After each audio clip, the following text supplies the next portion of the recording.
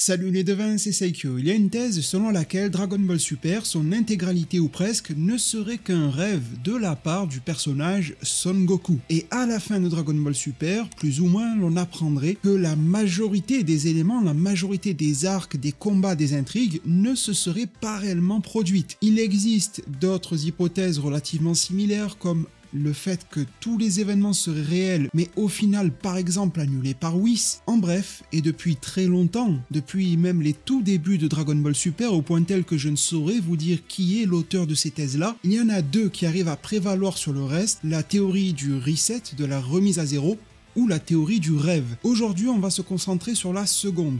Mais avant de plonger dans le monde de Morphée, restons ancrés quelque peu dans la réalité car vous me demandez régulièrement comment j'accède à l'édition full color du manga DBS, aux épisodes de Super Dragon Ball Heroes au moment même de leur sortie sans attendre en pleine qualité, ou encore à des animés en avance comme durant la diffusion de Dragon Ball Super ou de la précédente saison de Bleach. Eh bien j'utilise un VPN, CyberGhost VPN en particulier, qui s'érige aujourd'hui en tant que sponsor de qualité à cette vidéo, fier de ses 38 millions d'utilisateurs et de ses 5 étoiles sur Trustpilot. Un VPN permet de naviguer sur internet via un réseau crypté, de changer son adresse IP afin d'éviter certaines formes de piratage et surtout d'accéder à des contenus que l'on n'a pas ici, comme le manga DBS en couleur, directement depuis l'Apple Store japonais. Ça peut aider dans mille et une situations, comme récupérer des bonus dans votre jeu vidéo qui ne seraient pas offerts ici, obtenir YouTube Premium pour pas cher via une adresse IP argentine et s'affranchir des publicités ici, tout en ayant YouTube Music d'inclus.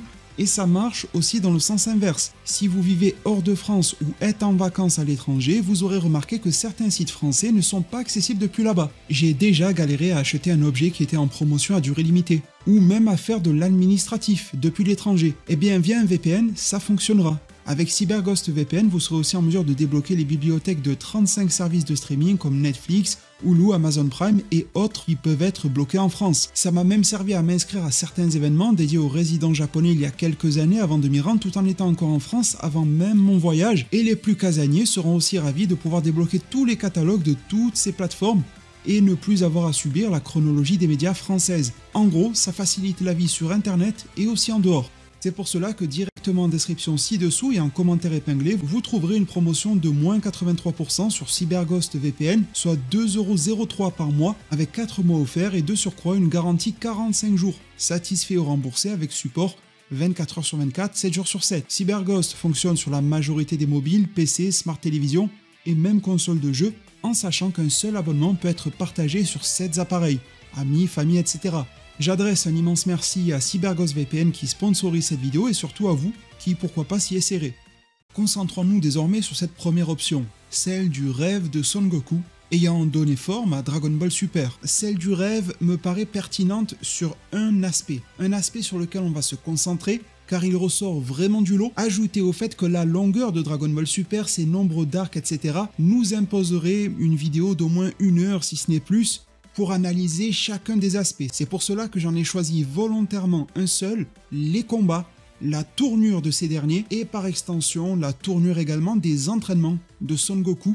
Il me semble que si cette thèse a gagné en popularité, c'est par rapport à 2 raisons. La première étant que Dragon Ball Super, pour le moment, se déroule avant la fin originale de Dragon Ball, le 28e tournoi des arts martiaux, Goku qui est vêtu de bleu, qui rencontre formellement Oob pour la première fois, qui a l'air presque déprimé, chose qui ne lui ressemble pas, qui finira par retrouver le sourire en se rapprochant de Oob, mais qui jusque-là se demandait que serait son avenir, sans combat, sans menace, en étant le présumé plus fort, plus puissant de son univers ou autre. C'était une question qui était fondamentalement viscérale pour lui à la fin de l'œuvre et plusieurs personnages le feront remarquer. Et bien que cela soit un autre sujet, à mon sens, de mon interprétation, la fin de Dragon Ball GT, les remarques que feront Piccolo et Vegeta notamment à Goku, s'en allant sur Shenron, font également écho à la fin originale de Dragon Ball et à ce manque de sens profond que pouvait ressentir Goku à ce moment-là. Le second fondement à cette thèse du rêve de Son Goku, c'est le tout premier chapitre et premier tome de Dragon Ball Super, qui démarre quasiment par le fait que Goku partent en entraînement mental, que l'on pourrait presque qualifier d'état second, ce Son Goku qui est plutôt bien heureux dans sa vie, mais qui également, déjà avant même la fin de Dragon Ball ou de Dragon Ball Super, manque de sens. Il est en train de labourer les champs, de générer du revenu, bien évidemment, pour subvenir aux besoins de sa famille, de passer du temps avec son fils Son Goten dans des lieux qui l'ont accueilli depuis qu'il est tout petit. Mais bon, une fois le ventre bien plein, son regard va retrouver une certaine vivacité au moment où il va se lever, se transformer en Super Saiyan, fermer les yeux et vivre une sorte de rêve éveillé en entraînement mental. Tout d'abord face à Freezer, forme finale, puis face à Cell, forme parfaite. Vu de l'extérieur, sur son tracteur, Goten verra même son paternel en train de bouger, de formuler les mouvements pour exterminer Freezer et Cell. On remarquera également qu'à l'intérieur de son rêve, Goku n'est pas habillé en fermier, mais bel et bien avec son gi de combat. Il se plonge pleinement dans cette ambiance-là. C'est ensuite qu'arrive Majin Buu, mais au moment où le combat allait se lancer, qu'il prend plus au sérieux, c'est alors que malgré lui, Son Goten va avoir un petit accident qui va réveiller son père. Alors évidemment, on est tous conscients du fait que Son Goku a l'air d'être éveillé ensuite. Mais si à partir de là, par exemple, tout ce que l'on voyait ensuite n'était que l'imaginaire de Son Goku à cet instant, si en réalité, tous les arcs à venir, à savoir Beerus, Freezer, sa résurrection notamment, le tournoi Univers 6, Univers 7, Zamasu Goku Black, le tournoi du pouvoir, Broly, Moro, Granola ou encore Super Héros seraient absolument tous issus de l'imaginaire de Son Goku. Et là où ça devient intéressant, c'est quand on essaie d'avoir une vue globale de ce que peut être Dragon Ball Super, certes une vision réductrice, mais qui nous donne malgré tout quelques gros points d'appui au niveau des combats et entraînements de Son Goku et des aventures qu'il a pu traverser. Et dès le départ, avec Beerus, tout se recentre sur lui. Battle of God se lance, une divinité bien au-delà des divinités qu'il a déjà connues, ce qui donne à son imaginaire une base de construction pour une histoire, se lance accompagné d'un ange qui certes reste neutre, mais qui déborde encore plus de puissance que Beerus lui-même. Comme par hasard, comme par magie, ce Beerus va chercher des noix à Son Goku. Bien évidemment, il va se frotter rapidement à d'autres guerriers, Vegeta et j'en passe, mais ce sera anecdotique. Il va chercher le Super Saiyan God, et comme par hasard, celui qui va le devenir, c'est l'élu parmi tous, Son Goku. Sauf que selon cette hypothèse du rêve, Son Goku ayant besoin d'un sens à sa vie, il ne pouvait pas mettre une raclée à Beerus. Goku obtient donc suffisamment de pouvoir pour retrouver quelque chose qui l'anime, mais il finira par perdre pour continuer d'avoir un objectif, d'avoir un palier à atteindre et se relancer dans cette sorte de course au plus fort. D'ailleurs, étrangement, Beerus qui a tout détruit sur son passage, de tout temps, va accorder un délai supplémentaire aux habitants de la Terre et ne pas détruire leur planète. À la fin de cet arc-là, Goku apprendra qu'il y a d'autres univers avec d'autres créatures, d'autres divinités. Le multivers est en place, Son Goku venait d'affronter la créature suprême maléfique, à savoir Majin Buu. Suite à cela, c'était la déprime. Son imaginaire lui ramène une nouvelle divinité, non pas de la création comme il a pu en connaître avec les Kaioshin, étant donné qu'il se faisait laminer par Buu, mais des divinités de la destruction, bien au-delà de Majin Buu, elle-même lui révélant qu'il y a encore une multitude de mondes que Son Goku pourrait visiter, des tas de rencontres à y faire et donc des tas de combats à entamer. À cet instant-là, il a suffi d'un arc pour redonner à Son Goku toute sa joie de vivre. Arrive l'arc Fukatsu no F. Et alors là, c'est très simple. Exactement de la même manière où Son Goku a pu fabuler dans son esprit dans le premier chapitre que Freezer venait le voir en forme finale, il a imaginé ici qu'il revenait des morts, encore plus puissant que jamais avec une nouvelle forme, et étrangement par facilité, comme une sorte de raccourci de l'esprit, power-up chez les Saiyans rime souvent avec le jaune, et donc c'est alors qu'apparaît devant lui Golden Freezer. Une fois de plus, ce n'est pas Vegeta qui arrive à mettre un terme à cette menace-là. Au passage, Son Goku aura retrouvé plus que le goût de l'entraînement d'ici là, vu qu'il se sera entraîné accompagné de son comparse le Prince Saiyan auprès de Whis pour obtenir le SSJ Blue, et si l'on regarde bien, le SSJ Blue n'est qu'une accumulation de ce que Son Goku connaît déjà au préalable, ce qui veut dire que son esprit aurait pu le créer. Goku connaît les divinités, son esprit invente une divinité de la destruction, à mettre en parallèle aux divinités de la création, tout cela Goku le connaît. Qui dit divinité dit du ki divin, de l'énergie divine, et comme cela n'a pas suffi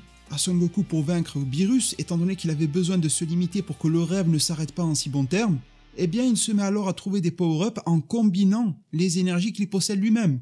Il a le Super Saiyan, il a le Super Saiyan God, son esprit combine les deux, Ça fait ressortir du SSJ Blue. C'est assez capillotracté, on est bien d'accord, mais pourquoi pas? Arrive donc, disais-je, l'arc Fukatsu no F, Golden Freezer. De la même manière que dans le premier chapitre, son ennemi de toujours revient, encore plus puissant.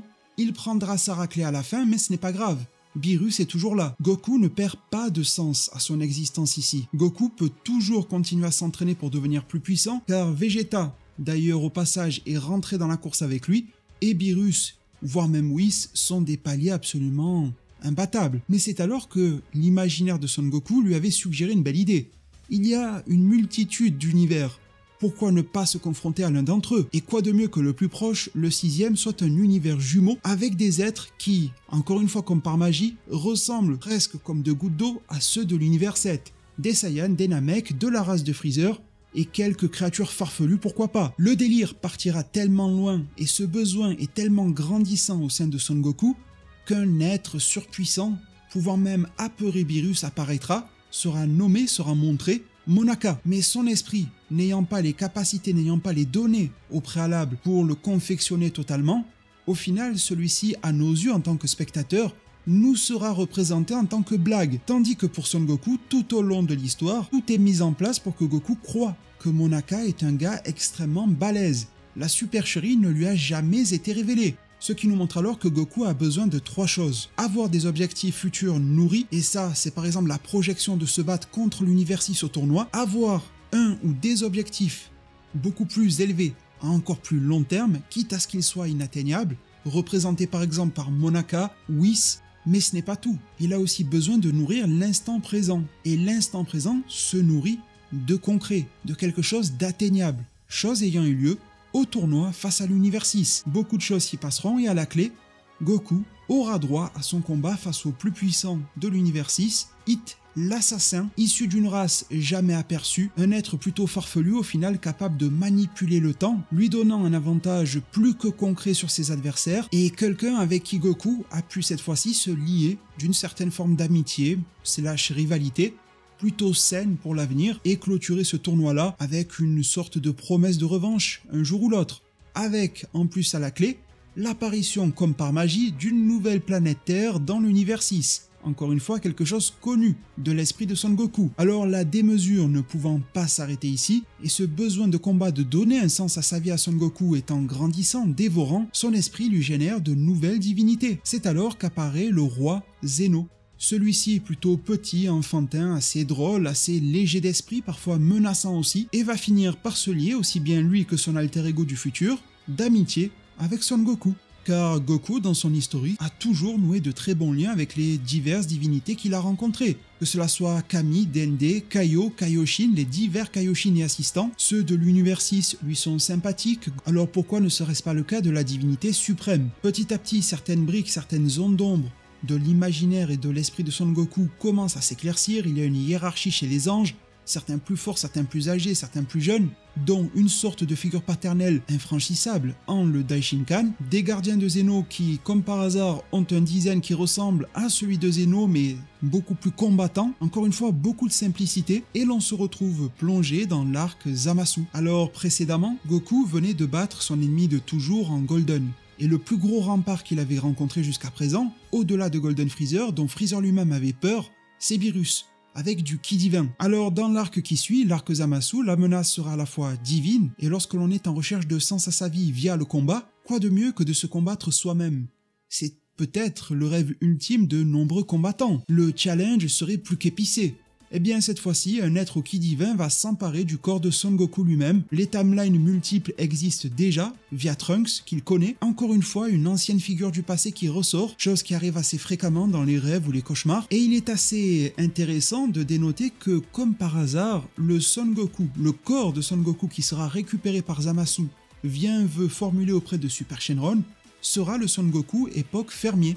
Début Dragon Ball Super, et non pas un Son Goku post-tournoi face à l'univers 6 ou autre, ce qui pourrait connecter avec le tout premier chapitre lorsque Goku ferme les yeux et se projette quelque part. Étant donné qu'un rêve mélange fabulation et des éléments de réalité, lorsqu'il en revient à copier Son Goku, son esprit serait revenu directement à l'image, la figure de lui-même qu'il connaît de son quotidien, le Goku fermier, à ce moment-là précis de l'histoire. ce qui a rendu possible le fait de voir Goku Black évoluer. Depuis sa forme de base, le SSJ2, le SSJ Rosé, encore une fois une remise en valeur, au moins temporaire, de Vegeta, pour qu'il soit toujours dans la course avec Son Goku, comme ça même dans les phases de paix, il y a toujours un être avec lequel s'entraîner à très haut niveau pour Goku, et une fois la menace exterminée, cette menace va devenir encore plus puissante et devenir Zamasu fusionné. Aussi bien en manga qu'en animé, Végéto surclassera son opposant fusionné lui aussi, mais Végéto n'obtiendra pas la victoire. Il y aura d'autres combats qui se poursuivront incluant Son Goku, et une fois qu'il aura eu sa dose, ce sera d'une certaine manière Trunks, mais surtout Zeno, qui auront raison de Zamasu. Mais pas le Zeno que l'on connaît, un deuxième Zeno. Et que va permettre ce nouveau Zeno? L'avènement du tournoi du pouvoir. D'après le scénario, c'était déjà une idée qui était implantée au creux de la tête de Zeno, car les univers se portaient mal, et il fallait faire un peu du tri et faire du ménage à l'intérieur de ces derniers. C'est cruel, mais c'est comme ça. Pour participer à un tournoi qui allait inclure Son Goku dans la bataille.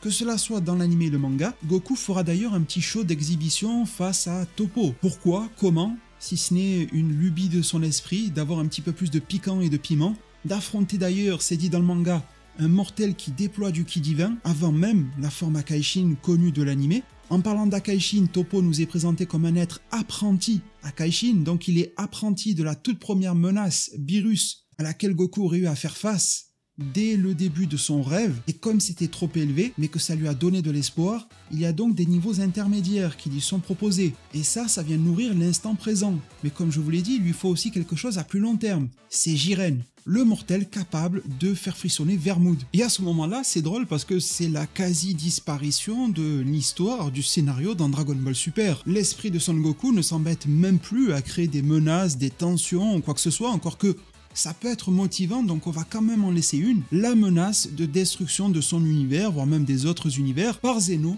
Une éradication totale, c'est encore pire que la mort au sein de l'œuvre Dragon Ball, ce qui apporte un énormissime piment dans cette dose de challenge venue de quasiment tous les univers. L'univers 6 est de retour, mais il y en a plein d'autres qui sont extrêmement intéressants et surpuissants, certains ou certaines qui peuvent fusionner et j'en passe. Encore une fois, d'ailleurs, la fusion avec une technique connue, les Potara, même le fils de Son Goku qui commençait à prendre le relais durant l'arc Buu et à prendre son rôle de protecteur de la Terre à bras le corps, va prendre du recul là-dessus. Certes, il sera là, il participera, il aura de belles actions côté de Piccolo, mais il sera loin d'égaler son paternel. Vegeta restera bien évidemment toujours dans la course. Freezer, son ennemi de toujours, est de retour dans l'histoire. On va piocher plus que dans le passé et dans ce que Son Goku a côtoyé depuis le début. J'allais dire c'est quasiment, mais non, c'est une équipe totalement formé par Son Goku. On a commencé à nous sortir des blabla sur le nombre de planètes habitées avec des êtres vivants, intelligents, etc. Oui, c'est Beerus qui ont commencé à blablater sur le fait que Goku serait sûrement pertinent pour former l'équipe, au lieu d'aller naviguer et sonder l'univers pour trouver quel type d'être surpuissant pourrait, pourquoi pas, venir aider la Z-Team au tournoi du pouvoir. J'ai envie de dire coucou Broly, ou pourquoi pas même, allez, soyons fous, Moro. Mais non, ils n'arriveront ces deux-là que plus tard dans l'histoire. Là, l'esprit de Son Goku va créer une équipe qu'il va manipuler à sa guise, avec les capacités qu'il leur connaît bien, pour pouvoir mettre en avant, tout au long du tournoi, mais surtout à sa fin, durant le climax, Son Goku, pour que sa vie conserve un sens. Ce qui veut dire que Son Goku va être littéralement porté, malgré toutes les difficultés, mais toujours en gagnant en puissance, face à des adversaires qui eux aussi n'arrêtent pas de monter, pour un final absolument dantesque face à Jiren. Goku utilisera face à lui l'Ultra Instinct et vous allez me dire que c'est quelque chose que Goku ne connaissait pas. C'est pas comme le SSJ Blue qui est une addition de niveau maternel entre le SSJ God et le SSJ. Eh bien en fait Goku connaît l'Ultra Instinct. En tout cas ses préceptes, au moins depuis son entraînement avec Mister Popo, lorsque Goku était petit, les principes et préceptes sont réellement équivalents. Un esprit capable de réagir avant même le corps et tout ce genre de notions martiales, Goku les connaît. Goku les a apprises depuis fort longtemps. Son esprit n'a eu ici qu'à insérer une nouvelle forme de divinité qui va venir maximiser ce qu'un ancien être, d'ailleurs rapproché d'une divinité de Dragon Ball, Mister Popo, lui avait déjà enseigné au préalable. Il a donc là une voie d'évolution qu'il va utiliser à bon escient face à Jiren. Malgré tout, ça ne sera pas suffisant, car il ne faut pas que l'histoire s'arrête en si bon chemin. La vie de Goku ne doit absolument pas perdre son sens. C'est son point d'intérêt majeur, ne l'oublions pas. Une victoire à plate couture sur Jiren avec un Goku qui maîtriserait totalement définitivement, purement l'Ultra Instinct, ne lui servirait à rien, car certes, il aurait nourri l'instant présent, mais c'est plus qu'éphémère, et il n'aurait donc plus aucune projection pour l'avenir, et il retournerait à la case départ. Jiren continue d'exister malgré sa défaite, les univers détruits sont ramenés, ce qui laisse encore plus de portes ouvertes pour l'avenir pourquoi pas, et c'est alors que l'on fait place au film Broly. Dans cette histoire-là, Goku est incapable d'utiliser l'Ultra Instinct. Peut-être que s'il l'utilisait selon ses connaissances, il aurait vaincu Broly. Broly ayant un potentiel énorme mais manquant de maîtrise, il se serait fait surclasser dans les premiers instants par Goku, et le temps que Broly arrive à évoluer, il en aurait déjà été fini de lui. Donc Goku doit rester au SAJ Blue, et ça devient de plus en plus difficile pour son esprit de trouver des failles pour prendre plaisir au combat, avoir un sens dans sa vie, et donc il va ramener via Freezer, qu'il connaît déjà, un Saiyan, chose qui fait partie de son esprit également, comme par hasard Rescapé qui n'avait pas été détecté pour le tournoi du pouvoir, qui vient de popper dans l'histoire, qui va en 15 minutes passer d'un niveau inférieur à Vegeta forme de base jusqu'à pouvoir résister à des coups de Gogeta et Saiji Blue, ce qui relève juste du jamais vu dans Dragon Ball. Un phénomène de foire chez les Saiyans eux-mêmes qui l'ont exilé, il débarque de nulle part avec une puissance à laquelle on n'a jamais eu à faire face dans tout Dragon Ball. Petit à petit son niveau va s'adapter, va égaler, surpasser celui de Son Goku et de son acolyte, et le même schéma se reproduit, cette fois-ci via une fusion qui n'arrive pas à tuer son opposant, mais qui va le calmer, le laisser également dans l'histoire, donc présent dans l'esprit et l'imaginaire de Son Goku, ce même Son Goku qui ira lui rendre une visite pour lui dire « Je vais venir te voir et on va s'entraîner, se faire des petits combats ». Encore une fois, ce besoin de combattre est là en Son Goku. Alors c'est bien beau de jongler avec des fausses menaces, mais de temps en temps il faut bien que le rêve ait l'air réel pour qu'on ne se réveille pas. Et bien c'est alors que prend place la menace Moro, également inexistante lorsqu'il s'agissait de la ramener au tournoi du pouvoir.